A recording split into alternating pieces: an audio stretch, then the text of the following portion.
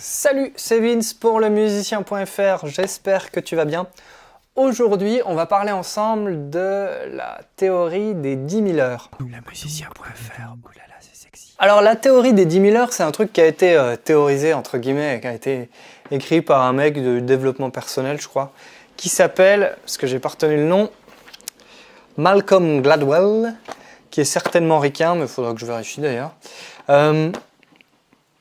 L'idée de ce monsieur, c'est de dire qu'il faut 10 000 heures d'une pratique, on va dire, sérieuse et consciente, entre guillemets, pour maîtriser n'importe quel domaine. Alors, on va faire un petit calcul.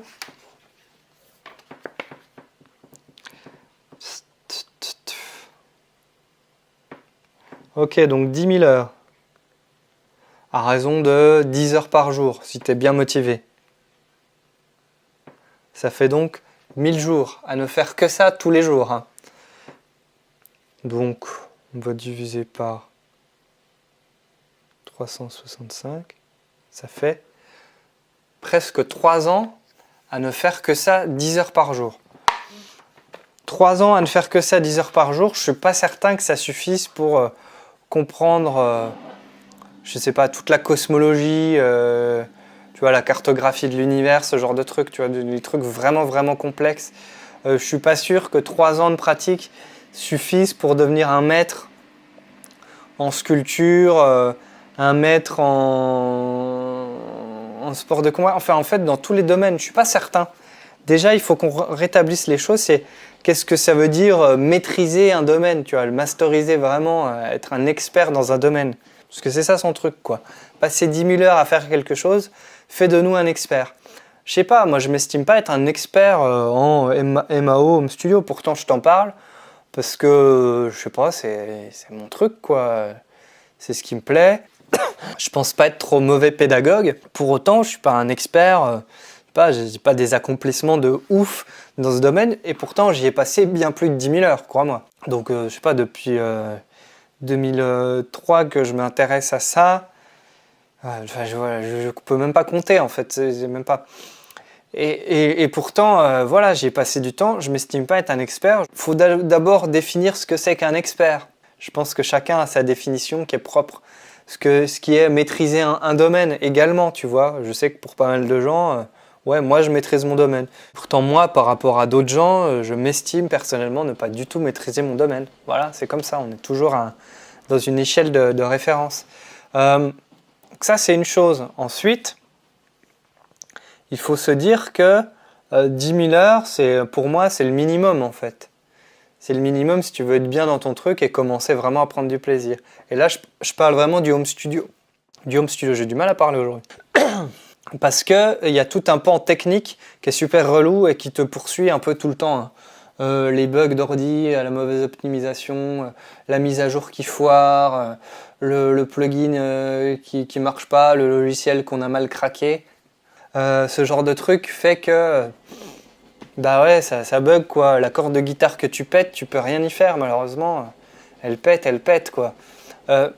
Donc les galères techniques, si déjà tu les mets de côté, tu peux déjà enlever 1000 heures sur tes 10 000 si tu veux. Enfin, j'exagère un petit peu, mais peut-être pas tant que ça dans certains cas. Il y a un truc vraiment à relativiser, c'est que ok, 10 000 heures c'est beaucoup, en même temps c'est peu quand on est passionné. Donc si tu es vraiment passionné, tu n'auras pas de problème avec ça. Et puis, faut se dire aussi que 10 000 heures, oui, peut-être pour un sujet, on va dire, vraiment technique, dont les lignes ne changent pas, dont le corpus peut-être, enfin le cadre, tu vois, est figé, on va dire, dans le temps. Et donc, peut-être qu'il faut, voilà, 3 ans à travailler tous les jours pour comprendre à peu près toutes les bases des mathématiques. Je parle vraiment des bases, je parle pas de faire créer des modèles théoriques, des trucs de ouf, tu vois, mais je pense que maîtriser le programme de maths jusqu'au lycée, à mon avis, en bossant tous les jours, 10 heures par jour, si t'es pas trop con et si t'as un peu débloqué le truc des maths, normalement ça peut le faire, tu vois. Seulement, la musique, d'autant plus la MAO, le home studio, c'est pas figé, c'est dans le temps. Les pratiques évoluent, les logiciels évoluent, la technique évolue, la technologie évolue en fait. Et puis aussi, c'est un truc qui fait appel à l'affect, à l'émotion, hein, je le répète sans arrêt, je sais pas, à tes oreilles, à ta finesse, à ton ressenti. Donc, c'est différent d'une personne à l'autre, en fait. Et ça, tu peux pas y faire grand-chose, finalement. Alors, certains vont faire des choses super dès le début. Voilà, il y a des gens qui sont très doués, c'est comme ça. Et d'autres, bah, ils vont passer 10 000 heures, ce sera pas top. Ils vont en passer 20 000, ce sera un peu mieux, mais voilà. Et il y a des courbes d'apprentissage comme ça qui sont assez ingrates. Donc, dis-toi bien que ouais, la façon de progresser en MAO la plus évidente, c'est d'en faire plus. C'est ce que je répète sans arrêt. Et c'est vrai. C'est vrai. Hein. C'est en forgeant qu'on devient forgeron. Néanmoins, il faut remettre dans le contexte. Tu vois, il y a aussi une question de bonne pratique, notamment à cause de tout ce qui est technique, hein, qui peut nous pourrir la vie et qu'il faut essayer de rapidement régler pour ne pas trop se casser un peu le crâne là-dessus et vouloir sans arrêt acheter du nouveau matos parce que le nôtre marche pas bien ou tu vois, ou se dire qu'une pièce de matériel va nous rendre la vie plus simple. C'est parfois le cas, c'est quand même rarement une règle. Hein. Faut remettre les choses en contexte. Par contre, tu vois, apprendre à se créer des défis, à se mettre des deadlines, à travailler de façon efficace, à essayer de finir le maximum de morceaux, plutôt que de pratiquer 10 000 heures, essaie plutôt de finir 10 000 morceaux, tu vois. Ça, moi, je pense que ce serait plutôt une bien meilleure règle, en tout cas en MAO. 10 000 morceaux, c'est peut-être beaucoup, mais 1000, tu vois. Je pense pas en avoir fini 1000, hein, perso. Faudrait que je regarde combien de projets j'ai déjà fait. Terminé, je sais pas, plusieurs centaines, mais partagé avec le grand public, j'en sais rien. Une cinquantaine, une centaine, une cinquantaine, on va dire. Donc faut pas trop se prendre la tête avec cette idée de il faut en faire plus. Essaie plutôt de te mettre dans un état d'esprit où tu veux être efficace surtout et où tu comprends que malheureusement tu vas pas faire un truc mortel du jour au lendemain. D'accord ? C'est pas au bout d'une journée que la première fois que tu ouvres ton logiciel, tu vas faire de la merde, quoi. Voilà, je vais te faire écouter un des premiers tracks que j'ai fait en MAO dans Cubase SX, je crois, que j'avais craqué, c'était il y a 12 ans, un truc comme ça, ou 15 ans.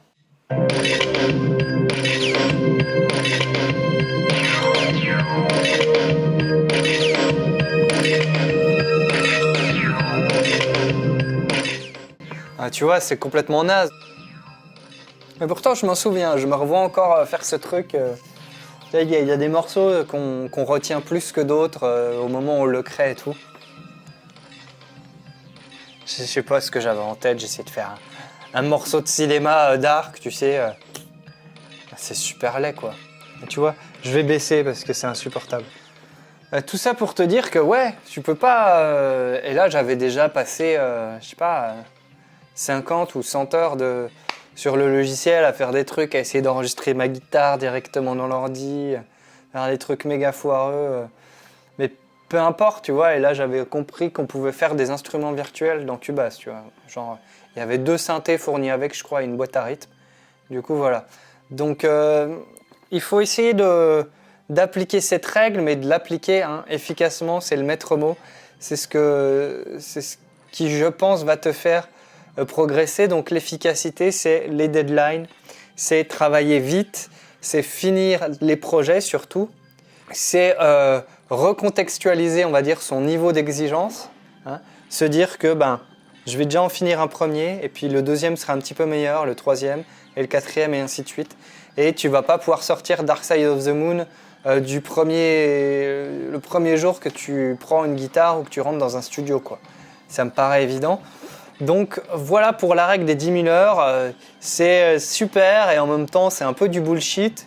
Donc toi, ce qu'il faut que tu gardes en tête, c'est 10 000 heures, mais 10 000 heures efficaces et plutôt viser les 10 000 morceaux plutôt que les 10 000 heures. Voilà, bon, c'était un peu le bordel parce que pour le coup, j'avais pas trop préparé ce que je voulais te dire, mais en fait c'est plus quelque chose qui amènerait une vraie conversation, tu vois, savoir si tu es d'accord ou pas avec ces idées-là. Donc pour ça, il n'y a pas trop de solution à part me laisser un commentaire là-dessous, qu'on puisse échanger là-dessus. Je répondrai avec plaisir. à me dire si tu es d'accord ou pas. Et puis ça se trouve, toi peut-être tu as déjà dépassé les 10 000 heures de pratique ou pas. N'hésite pas à donner ton estimation aussi de temps que tu as passé dans ton home studio. Moi je te laisse, je vais couper cette musique de merde. N'oublie pas de t'abonner à la chaîne, de laisser le pouce en l'air, de regarder en bas les cadeaux dans la description. Voilà, ça c'est l'instant promo parce qu'il faut toujours le faire. Je l'ai lu dans les règles de YouTube. Si tu veux avoir une chaîne qui fonctionne, donc j'applique bêtement la chose. Je te laisse, fais plein de musique, mais fais-le bien. Hein ? Salut.